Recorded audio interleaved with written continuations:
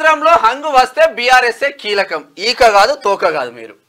అసలు మాట్లాడడానికన్నా సుదర్శన్ అన్న మాట్లాడడానికి ఉండాలిగా కొంచెమన్నా 14-15 సీట్లు గెలిస్తే పేగులు తెగేదాకా గుట్లాడతాం ఇప్పుడు కొండకు ఒక ఆయన ఎటుక వేసిండట తెగితే ఎటుకనన్న దిగాలి వస్తే కొండనన్న రావాలన్నట్టు గట్టున్నది కథ కొండ రాదు మన బతుకులు బాగుపడాలంటే పార్టీ గెలవాలి కాంగ్రెస్ హామీల గురించి మాట్లాడితే జైల్లో వేస్తారంట కాకకు అర్థమైంది కేసీఆర్ జైళ్లకు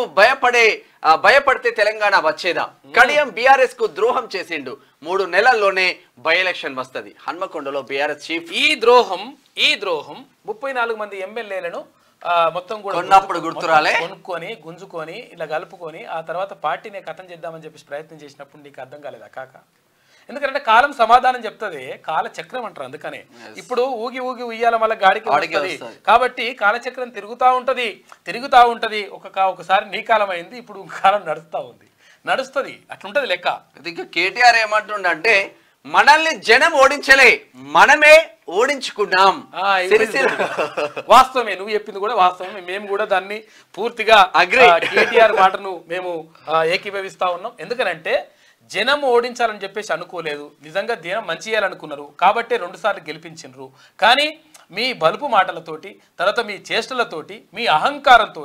ఎవరిని గెలవకపోవడు కనీసం ఎవరి మాట వినకపోవడు ప్రజల్ని పట్టించుకోకపోవడు తర్వాత రకరకాలుగా మొత్తం కూడా ఏది ప్రగతి భవన్కే మీరు అంకితం అయిపోయి ఎవరు ఇక మమ్మల్ని ఎదుర్కొనే మునగాడే లేనన్నట్టుగా మీరు ప్రవర్తిస్తే నీ అహంకారమే మిమ్మల్ని తీసి బొందబెట్టింది రాజకీయంగా బొందబెట్టింది బరాబర్ పెడుతుంది మీరు నువ్వు చెప్పేది వాస్తవమే ఒప్పుకుంటున్నాం మేము కూడా సిరిసిల్ల బీఆర్ఎస్ మీటింగ్ లో కేటీఆర్ అధికారులు పోలీసులు రూలింగ్ పార్టీకి తొత్తులుగా మారిండ్రు నువ్వు నువ్వు అట్లా అంటానికి ఏమైనా ఉండాలనే రామన్న నేను ఏమంటున్నా అంటే నువ్వు ఎన్ని చేసినావు ఎన్ని అరాచకాలు చేసినావు పోలీసులు నిజంగా ఇప్పుడు నిష్పక్షపాతంగానే ఉన్నారు నిజంగా ఒకవేళ అట్లుంటే ఇట్లా పరిస్థితి వేరే ఉంటుండే నువ్వు ఎక్కడన్నా జస్ట్ ఎవరన్నా ప్రతిపక్ష నాయకుడు బయటకు వెళ్తే కూడా మొత్తం పోలీసులు పహారా పెట్టేది తర్వాత ఆడ మొత్తం ఏమంటారు దాన్ని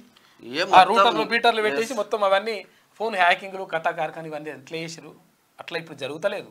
బరాబరే జరుగుతుంది మంచిగానే ఉన్నది లెక్క కాకపోతే ఏంటంటే మీకు చేసినవన్నీ మీకు గుర్తుకొస్తున్నాయి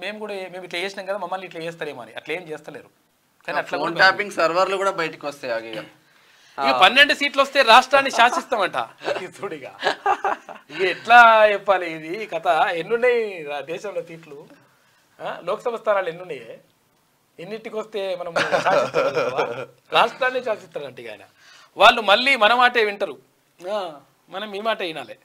రాముడు అందరివాడు మనం కూడా జై శ్రీరామ్ అందామని కామెంట్ అనాలి మరి లేకపోతే తప్పట్లేదు ఓట్లు పడతట్లేవు ఎందుకంటే హిందుగాలు బొందుగాలు అన్నావు కదా అప్పుడు వాళ్ళు బొంద పెట్టే తట్టే ఉన్నారు ఇప్పుడు పెట్టిర్రు ఆల్రెడీ